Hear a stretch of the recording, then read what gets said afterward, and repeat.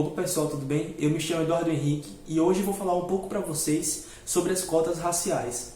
Com essa exposição das pessoas que entraram na universidade pública por causa das cotas raciais, eu achei necessário trazer à tona e explicar para vocês um pouco para que servem e o que são as cotas raciais. Bom, as cotas elas são ações afirmativas que têm o intuito de diminuir as disparidades econômicas, sociais e educacionais entre pessoas dos diferentes grupos socialmente vulneráveis. Bom, as cotas elas são uma medida de ação contra a desigualdade dentro de um sistema que privilegia determinados grupos em detrimento de outros. Então, diferente do que muitas pessoas pensam, as cotas elas não se aplicam apenas às pessoas negras, mas se aplicam também aos indígenas, podem se aplicar às pessoas com deficiência, às mulheres em determinadas instituições.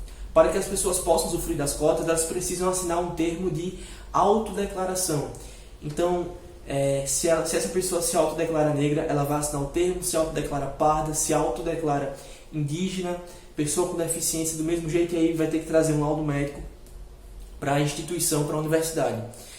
E tem certas universidades e tem certas instituições, não apenas a universidade que trabalha com cotas, eles têm dentro uma comissão étnico-racial, para ver se uma pessoa branca não está fraudando as cotas, não está entrando pelas cotas de pessoas negras. Então, para esse debate das cotas, é interessante que tragamos o conceito aristotélico de igualdade. Então, o que é esse conceito aristotélico de igualdade?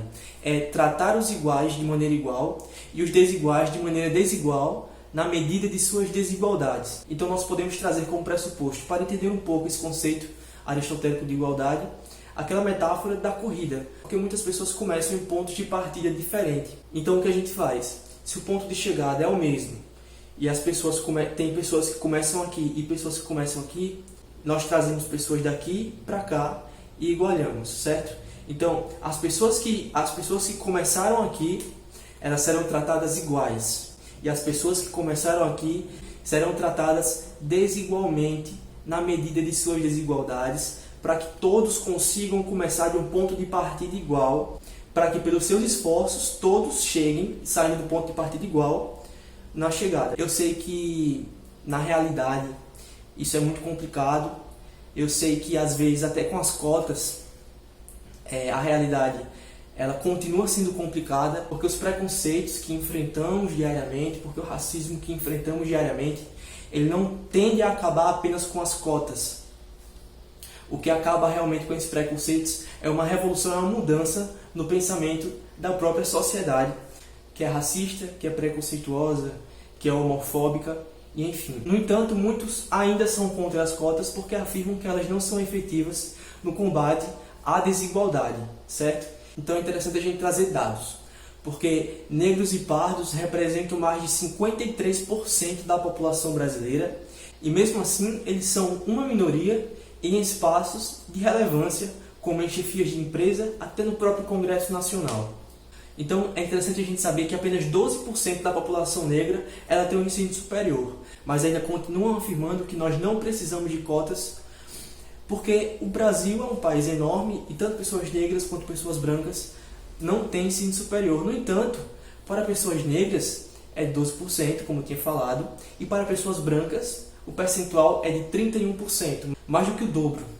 Então, a diferença nesse nível de escolaridade se reflete também na diferença de renda entre pessoas negras e pessoas brancas. Conforme dados do IBGE de 2015, e hoje isso eu acredito que ainda esteja 5 anos depois, é bem mais dramática a situação, o salário da população preta e parda equivale apenas a 59,2% da população branca.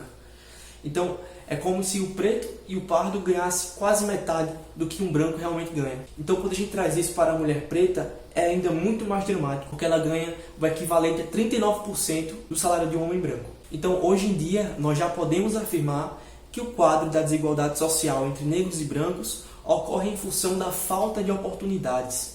E essa questão ela vai estar relacionada a essa escravidão que aconteceu no Brasil por praticamente 400 anos e que nós vemos refletida ainda hoje na nossa sociedade. Uma sociedade extremamente eugenista, extremamente racista, que tem raízes profundas ainda na escravidão, porque o Brasil foi um dos últimos países do mundo a abolir a escravidão, mas isso é tema para outro vídeo. Então, em 1997, quase 2% apenas da população negra ingressava em um ensino superior. Em 2011, essa estatística já mudou para 11%, quase 12%. Então, com isso, nós percebemos que em 10 anos houve um aumento de praticamente 1000%. E em 2014, 22,4% das vagas em universidades públicas foram destinadas a pretos, pardos e indígenas. Não foi metade das vagas, foi apenas um quarto.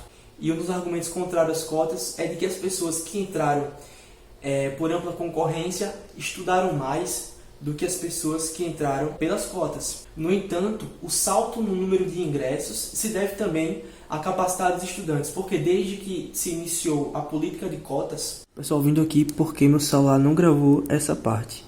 Então, é interessante a gente saber que a nota de corte para quem entrou no sistema de cotas e para quem entrou em ampla concorrência vem se igualando.